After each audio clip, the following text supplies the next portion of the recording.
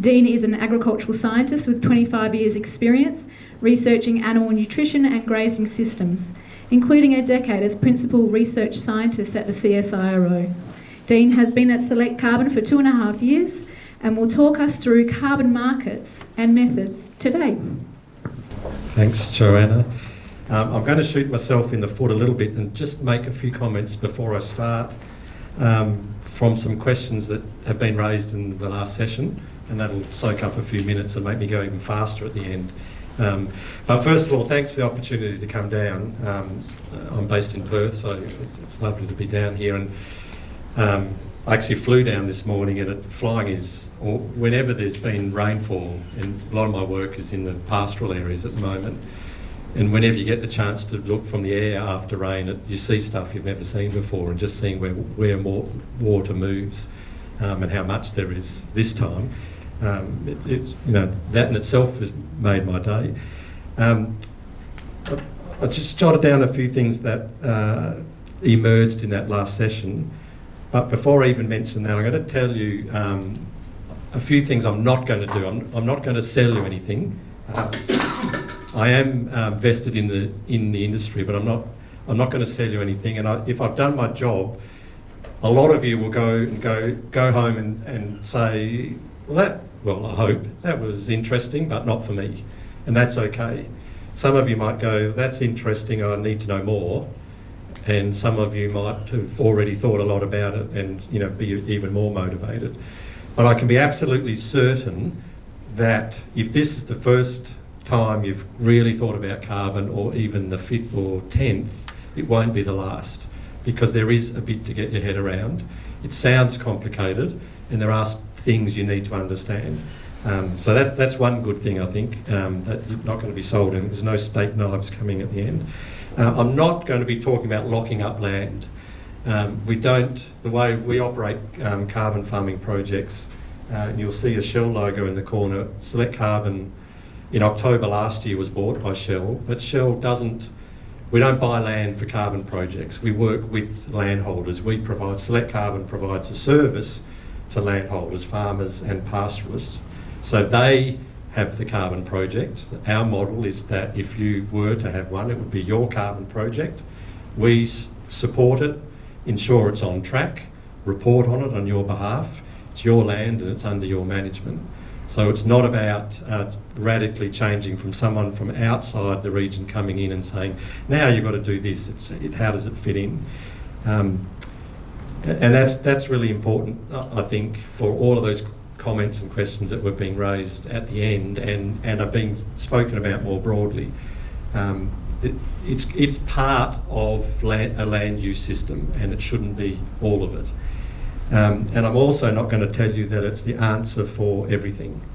It's a sweet spot in time and place for some people. That's my shorthand version. Carbon farming opportunities work well for some people based on where they are. Sometimes it's based on the farming system or their production system that they have.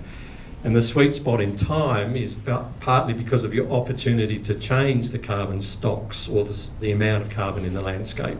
Can you make it higher? Is it already as high as it's going to be? What happened before? What could happen next? And the idea that you can only, Richard said, you can only sequester carbon once, 100%, that's exactly right. But if in a project that you might have for 25 years, 25 years, depending on your view of the world, is not long or an incredibly long time, actually. It depends on the context of your discussion. But we're getting pretty close to 2050 then. And what we're trying to do in the carbon farming sector, and why Shell purchased Select Carbon as a business, was as a transition opportunity. So as the world's moving towards reducing emissions and having a lower carbon energy source, which is happening, it's, again, depending on your view of the world, it's either happening, not happening enough or happening too fast. Everyone's got their own view, but from a climate management perspective, it's not happening fast enough. But it is happening. There's a lot that happens behind the scenes that doesn't make headline news. So what's the role of a carbon offset in all of that? Is that right now we can't make our emissions zero, but we can offset them to have, and that's that net target that we all hear about. So if we look into the future, whenever it is, and let's say we can all drive our cars and our tractors and turn on a light and have heating from an energy source that has zero emissions, by that time, when that time comes, there might be very little demand on purchasing carbon offsets. But we've got time between now and then where we need it as a globe to manage the system and manage it in transition. And that's a sweet spot in time where it might align with some of your land use opportunities. The comments about the methods and God, I always do this, I haven't even got off the first slide. I used to be a lecturer and the students hated me because I went off on a sidetrack. I've done it again. But really good comments, and I think it's just worth referring to them, that idea of making it affordable to measure so it's possible for everyone. 100% agree, and that will change over time as we get new technologies to measure. There is a kind of a balancing act here, because if we do it so simply that it's hard to verify, then the whole basis of that sector is weakened. Because as we'll see in a moment, we have to be able to prove that the carbon's there and it's there for a period of time. And if we simplify it too much and people go, oh, hang on, that's not real, prove to me it's there, then the whole thing falls apart. So it has to be verifiable, and we have to do it well, but we've got to find ways to make it affordable so that doesn't become a blocker. And depending on the method, and I will get to it very soon, then the approaches to measure it range from modelling it, so where it's from a piece of work with a history of research behind it, and there's a good computer simulation model that has sufficient reliability and accuracy, then modelling for some methods is the way to quantify the amount of carbon. At the other end, where there isn't that opportunity at the moment, it's through direct measurement, and the direct measurement is typically the one that has a higher cost. But you could argue is the most verifiable because you've really measured it on that piece of country at this point in time.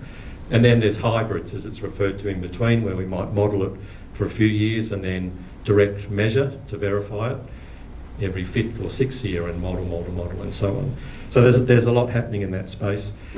And the last thing I wanted to say from a question, because I might not get around to it at the end, is around fire, and it's a really, really important one.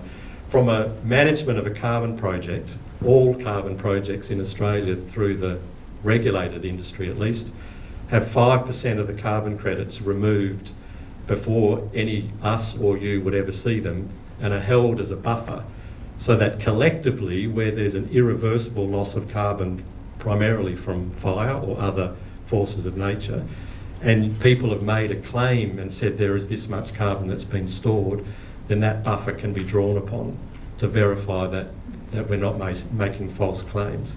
And 5% is maybe not a lot, but when you do it across all projects across the whole country, there's actually a lot. And so it's one feature of the Australian sector that's very good. It's not one that many other countries have. All of our carbon projects in the rangelands, of all of them, many wouldn't proceed if that wasn't there because of the risk of fire. And of course, in those landscapes, there's not much you can do about a big fire, or you can't anyway. We're talking at the break. So that's really important. Anyway, right, let's go. So I don't think after Richard's presentation I really need to dwell on this, but what is carbon farming? Let's just keep it simple. There's carbon in your system on the landscapes you're managing. There's carbon in the air, there's carbon in the plants, and there's carbon in the soil. And of the things that have carbon in them, in the air, it's about a third by weight is carbon. And of the stuff that's in plants, leaves, stems, wood, by weight, about half of it's carbon. And of the stuff that's in soil, not the soil itself and the clay particles, but the organic matter, the microbes, the humus, it's about half to 2/3 by weight is carbon. So you are carbon farming by one definition already, because that's the natural system that you've got to work with.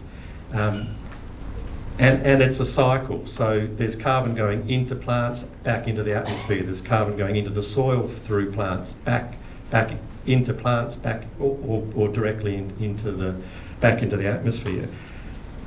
So if I say you're already carbon farming, then what's all this about? It seems all a bit bizarre, but in this context, carbon farming is if you increase through your active management the storage of carbon in either the plants or the soil, depending on the methodology. And if you can show that through your management, you've created an increase in the storage of carbon in those two reservoirs, in the plants or the soil, then in the context of what we're talking about today, that's carbon farming. So you're manipulating your natural system that forms the basis of your farming operation already. And here's my take-home message for you.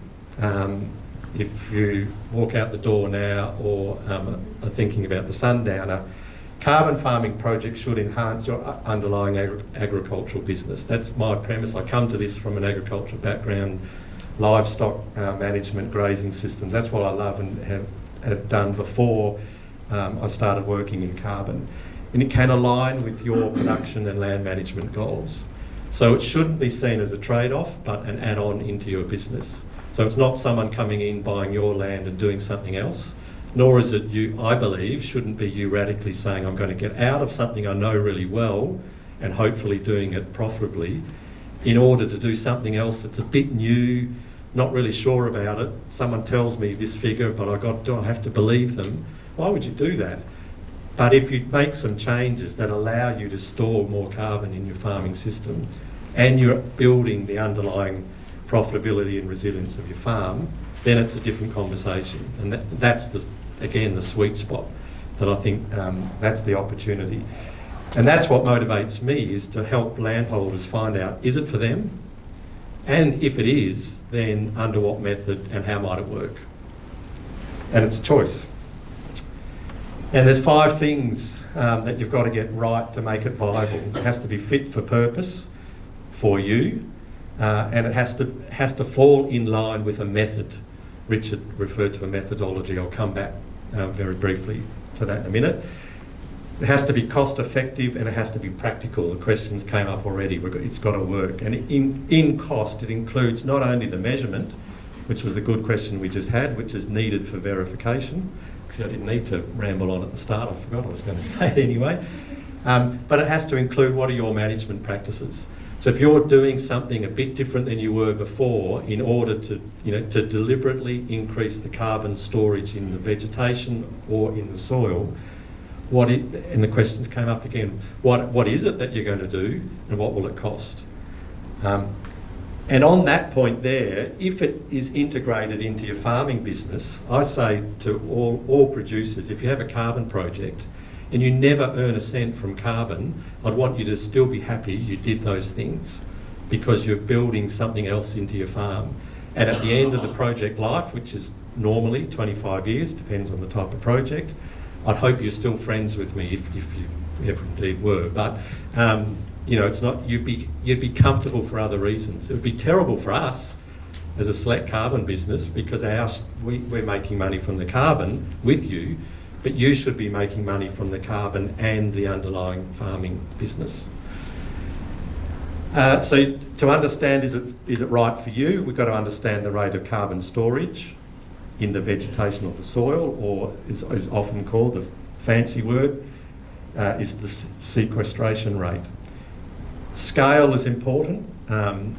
So sadly, you could do a really good job on a few hectares, but it's just not worth it. It doesn't stack up, and by the time you have the costs and you have audits and you've got to pay someone to prepare the reports, so like most agricultural enterprises, there's a scale there somewhere. And the commodity price, in this case the carbon price, clearly has a major factor too. The last one's out of your control, but like any of your prices you receive is a major driver on profitability. So I'll talk a little bit about price in a moment. Just before I get into carbon, I like to think of it this way in the agricultural sector. When I left university, canola was, I'd never heard of it when I graduated, but a few years after, I did start hearing about it. And a few years after that, I remember it being fed to pigs. I worked in pig nutrition for a while. And I remember it became part of pig diets. And now when I flew down today, there's the gentle yellow everywhere.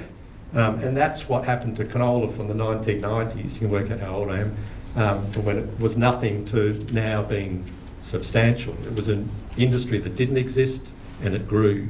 And I kind of think that's what we should think about carbon as well.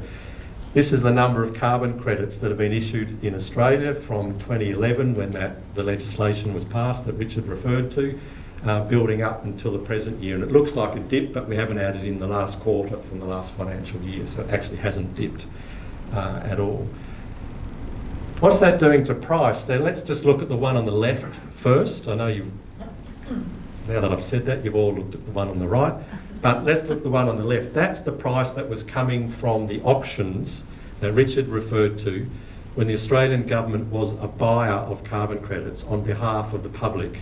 So Australia was reporting what is our carbon balance sheet as a nation, and the government at the time established this fund, the emissions reduction fund, and were purchasing carbon credits on behalf of all of us.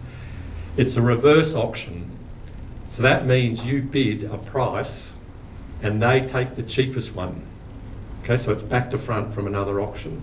They take the cheapest one first. Let's say you had a bid, they take your bid first because you were the cheapest, you were the next cheapest, they take your bid, they take the next cheapest until they've spent the amount of money they were prepared to spend in that auction.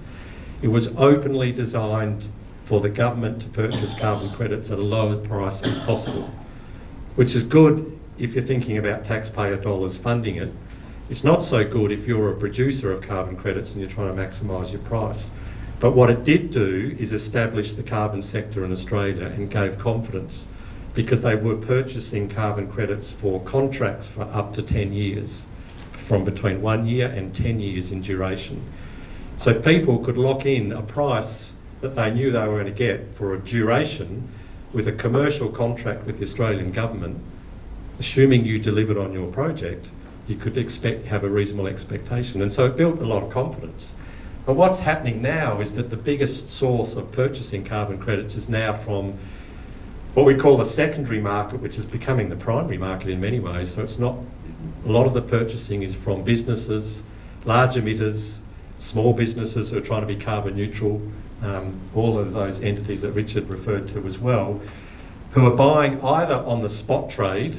So they're trying to purchase a certain volume of carbon credits at a moment in time, or they're entering into contracts for people to supply them carbon credits into the future. In the same way, you might have a contract to sell wheat this year and maybe even next year, depending on how you sell your commodities. And the spot trade price, which is not necessarily the same for a longer term contract, but a spot trade, to say if you had carbon credits in your hand today and you said, I want to sell them, you'd sell them for about $22. And there's been a sharp rise in the recent few months from this calendar year, after being quite flat, largely due to COVID, and the demand from the commercial sector was flatlined during 2019, 2020. So that inflection in the price is steeper than the auction price, because that's up to date. You can log on to that website, which is hidden there, but there's a website I can show you what it is, not ours, that tell you what the last spot trade price is. But the auctions are now held only twice a year, and price signals will start to even out across different markets, as they normally do. So if you receive a carbon credit by carrying out a carbon project, I think it's really important to know that you, as the owner of that carbon credit, by law it's treated as a property right. So it's both a financial unit, so for anyone to give advice about what to do with it, they'd need an Australian Financial Services licence, which we have, for example, as a business. But it's treated as a property right, which means whoever owns it can sell it on to someone else. So if you produce it, you can choose what you do with it. You can do nothing. You can just hold it in your account. You have an account. It's a bit like a bank account, but it's an account for carbon credits. And you can just sit there. You could do that because you just want to be sure everything's tracking and you don't want to sell them before you understand more about it. Or you might think the price is going to go up and you're going to wait and play the market. Or you could sell them as an income stream when you receive them, or under a multi-year contract. Or you could use them yourself to claim to meet a carbon neutrality target. If you do that yourself, you can't also sell it to someone else, because that'd be double counting and everything would fall apart. Be nice, but you can't. If you sold them to another entity, they'll pay you for them, so you've received the income. And if they use it to meet a carbon neutrality target, they can't on-sell it, because it's when you make a claim, that carbon credit is retired and removed from the market. Every single carbon credit has a unique identifier, and you can track it if it's been used to make such a claim. Someone said, I think it was Richard, said should think of it as a commodity, and I agree, because it is a commodity like no other. Well, nearly, so there's a bet each way. What's the same is that it's a commodity, that it's real, even though a lot of people, when I first talk to people and say, working, come, oh, that's smoke and mirrors, isn't it? It's not real, it's been paid for air or something. It's not. We have to prove that it's there. It's a real thing, it's verifiable. We have to be able to measure it, we have to be able to prove it's there. And it's tradable, and there is a marketplace that's becoming more and more sophisticated. What's different, and this is what can do your head in when you first think about it, it's a commodity that someone is interested in paying you for, but you get to keep it. And then, hang on, that's in a way is the distinguishing feature of the carbon. It stays where it's produced. In fact, it has to stay where it's produced. So the actual carbon that you sell to someone else stays on your farm, and you're obligated to, even though someone else now owns that carbon credit, and they could on-sell it if they so wish. So on one hand, you might go, hang on, no, I've got the liability of keeping that carbon in my farm, but someone else owns it, and they're buying and selling, and so it goes. And that's true. But it's a good thing for you if it's of value for you to have that carbon in your landscape. So what else is that carbon in your farm doing? If it's of value to you, even after you've turned it into money and someone owns the carbon credit, but you've still got the carbon on your farm in a tree or in the soil, and that's providing you a benefit to your farm, then that's okay. That's a good thing. And I think it's an awesome thing, and I don't know any other thing where you can get paid for it and you get to keep it, if you want to think of it in that way. So as a financial asset, it's tradable, there's multiple buyers, and most projects, not all project types, are 25 years in duration, and I hope I do get to that if you don't wave me to hurry up and be like that guy in the decathlon last night. But on a natural asset that you get to keep, and as I say, you have to keep it, it's really important, therefore, that adds value to your enterprise, because you are obligated to keep it there. That's something you do need to know. It is a risk. If you produce it and sell it and then metaphorically or literally cut down the tree, you're on the hook for it, and you need to know that. But if that tree has a value to your farm because it's part of a shelter belt and it's stopping your best cropping paddock from blowing, you'll want to keep that tree anyway. And that's the sweet spot that you should be trying to look for. So in that context, the carbon isn't an encumbrance on your property, it's a value. And it can be a value in any of these sorts of things, building the feed base, diversifying the diet through pasture, species diversity. I'd love to talk about that. I used to talk about that and nothing else for a while, about how important it is for animals to have diverse mix of plants in their diet. You can double their productivity just by spreading the range of things they eat. I'd love to talk about that, but I won't, fortunately for you. Water infiltration rate, the carbon that's retained in the soil, is directly related to how well that's apologies for saying such a thing in this year, for how well that soil holds water. And when Paul talked about the shoulders of the seasons and getting, if you can hold water in the soil at the shoulder and keep things greener for longer, that has a massive effect on farm profitability and days that you have to supplementary feed. And I like to try and think of all that stuff alongside carbon, rather than separating conversations about farm productivity and carbon as if they're different things. So if you're going to do it, think of it this way. So rather than a methodology, and you hear all this stuff, there's carbon methodologies, it's a bit like a recipe book that you've got to follow. So if you were to go home tonight and cook something, you think, what am I going to cook? What suits me? And if there's anything there, if there's nothing there that suits you, you go and do something else. But if there's somewhere in there is likely to be a procedure that suits you, then you follow it. And the same for carbon farming. We have recipe books in Australia that are these methodologies. They're framed in legislation and there's a prescribed methodology. And whenever anything is regulated, it comes with both the good and the bad. So there's no doubt about that. There are some rules that you look at and you go, that makes no sense to me.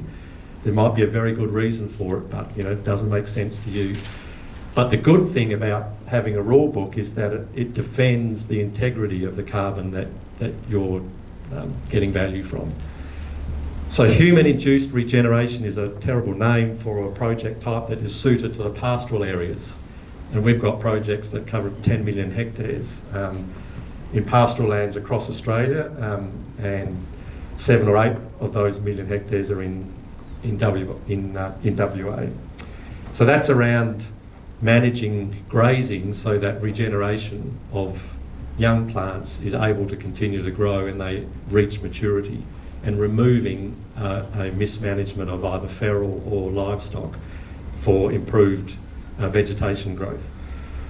But that's not going to work here. It just doesn't suit. You don't have the scale, and it's not your farming. You don't get natural regeneration of woody species, and if you did, you wouldn't want them because of your farming system. Soil carbon is another methodology where if you change your practices to increase the amount of carbon in the soil, then there's a prescribed method. Now, that doesn't work in the rangelands because it's hard for them to manipulate at their scale and it would cost too much to measure. It gets to your question there. But it might have a place on some reasonable soils with a decent clay content that can build carbon, for example. So everything has its place. Environmental plantings is a method where you plant either mallees or a diverse native species that you're not harvesting but is there for environmental outcomes, and the carbon that's in it is rewarded through the issuance of carbon credits.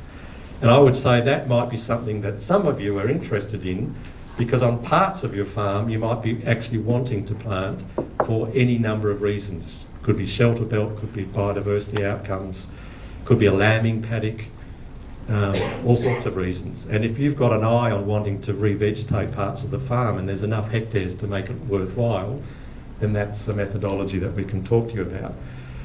Avoided deforestation is not relevant to here, but is a method that exists. There's farm forestry, there's plantation forestry. I haven't got the book there.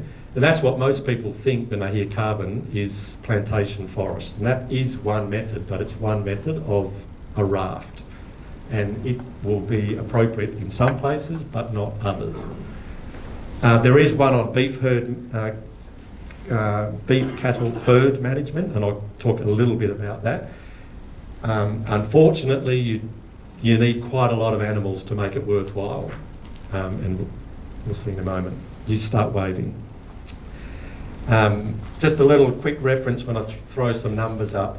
A tonne of carbon, so if you get a soil test and you get the carbon content of that soil, to convert it to a CO2e that Richard talked about, you multiply it by 3.67, because CO2 is carbon dioxide. There's 2 oxygens and 1 carbon. Remember high school chemistry? That's the multiplication. So sometimes you hear people talk about tonnes of carbon, you need to know, are they talking about tonnes of carbon or talking about tonnes of carbon dioxide equivalent? And if you need to make the conversion, that's the one. So each method is suited to certain situations and operates in its own way, and here's just 4 of them. So this is the pastoral one. I'll skip over it in the interest of time, and it's clearly irrelevant to the South Coast. The soil carbon methodology is suited to farming systems. It's based on building the soil organic carbon content. What would you want to do? You'd be looking for ways to manage ground cover, particularly suited to pasture conditions. Very difficult under a cropping system to build soil carbon. So if you have a permanent pasture, it's most likely to be the best opportunity. Doesn't mean it's impossible to build carbon under an annual crop. It's very difficult, and it's largely going to be based on getting nutrition right. And there's not as much data on that as there is around permanent pastures. But it's about nurturing the soil and the microbial activity, because the soil microbes are absolutely central to the form and the amount of carbon in the soil. So any nutrition you're thinking about and the species of pasture you're planting, it is actually thinking about you're feeding the microbial population in the soil and getting them to do the work. I've got one slide on that in a moment. It relies on direct measurement. We have to go out, drill soil core, send it off to a lab, get it measured, and that's expensive. But it's good because it's defendable, but there's rules about how many samples you've got to do. You can't game the system and do it, in a patch that seems low to begin with and come back and measure it. Where a sheep died the year before, it'll make it look high the next year. It's got to be random allocated points, and there's a whole set of procedures.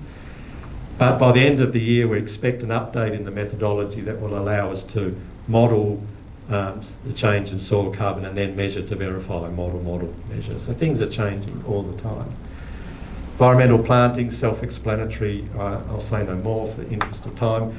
Beef herd management method, it's suited to aggregated cattle herds or large herds, and by large I mean many tens of thousands of animals, not a few hundred. And the reason is because these are the sort of carbon yields that or the carbon credits. So an ACCU is an Australian carbon credit unit.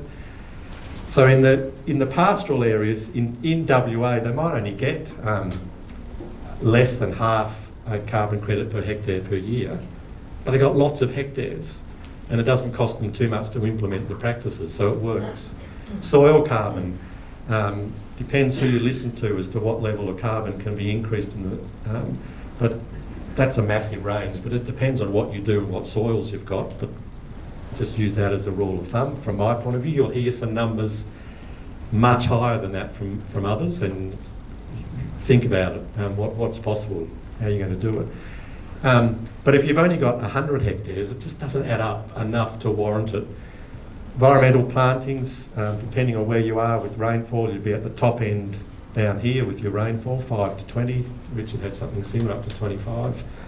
Plantation, you'll know better than me with plantations, but again, depending on where you are with rainfall and soil type, 10 to 30 probably.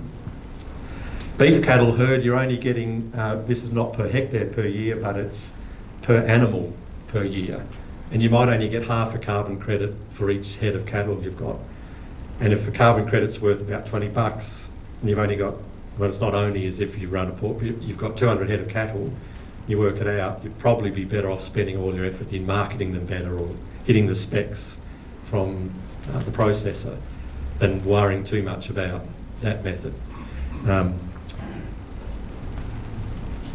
So I've got a whole bunch of slides.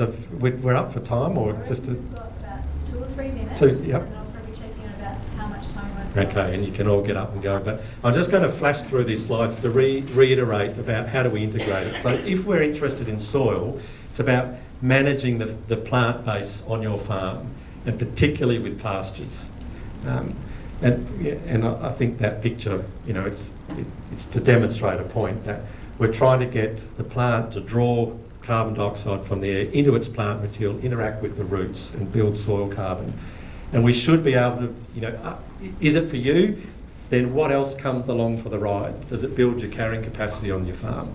Does it improve your soil health? Those sorts of those outcomes. And I'm going to, some stuff on these slides you won't have time to read because I'm going so quick. But it's really important too to have a scientific basis for it, and don't think, well, there's magic potion A or B that you just add it and it'll all be fine. And I'm not against additives when there's evidence that they work.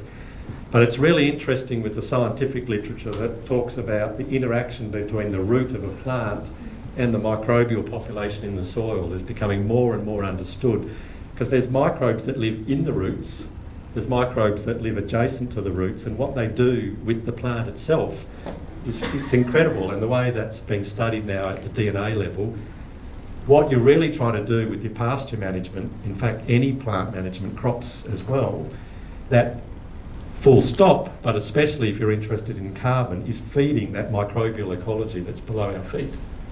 And there's more and more being understood about that. So I think it's an opportunity for us.